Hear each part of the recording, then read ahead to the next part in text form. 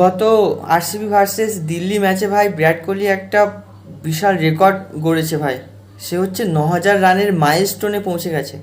ভাবতে পারছো, এই বয়সে এসেও এখনও সে টপেই আছে। তো অসাধারণ রেকর্ড, এই জন্যই তো সে কিং ভাই। He is always king. তো না তো অতীতে বিরাট কোহলির মতো কেউ ছিল, না তো ভবিষ্যতে বিরাটের মতো কেউ আছে, আর না তো ফিউচারেও ভবিষ্যতে বিরাটের মতো কেউ আসবে। বিরাটের সঙ্গে কারোর ম্যাচ হয় না ব্রো। এটা সত্যি অসাধারণ একটা ব্যাপার। হ্যাঁ, হয়তো তুমি দেখতে পাবে ভবিষ্যতে যে কেউ একজন এসে একটা সিজনে ভালো খেলছে, কেউ একটা বছরে ভালো খেলছে, ইন্টারন্যাশনাল ধরেই বলছি। তো কেউ একজন হয়তো এরকম হতে পারে একটা সিজনে, কিন্তু এরকম লম্বা টাইম ধরে এরকম পারফরমেন্স করে যাওয়া, একইভাবে টপে থাকা একভাবে এই লম্বা সময় ধরে, এটা কখনো সম্ভব নয় ভাই। এটা বিরাট বলেই সম্ভব। ওই জন্য তো হি ইজ অলওয়েজ কিং। তো অবশ্যই সে হচ্ছে তোমার, কি বলবো, 275টা ম্যাচ খেলেছে ভাই এখনও পর্যন্ত আইপিএলে। সে হচ্ছে 275টা ম্যাচ খেলেছে, ঠিক আছে। এবং এখন সে তার রান হচ্ছে 9,012, ঠিক আছে। সে হচ্ছে 6,732টা বল ফেস করেছে এখনও পর্যন্ত। আর তার রান সংখ্যক হচ্ছে 9,012। বুঝতেই পারছো। সব থেকে মজার বিষয় কী জানো, যে সেকেন্ডে আছে রোহিত শর্মা, তার রান স্কোর হচ্ছে তোমার 7,183। মানে ফার্স্ট আর সেকেন্ডের রানের মধ্যে ডিফারেন্সটা শুধু ভাবো।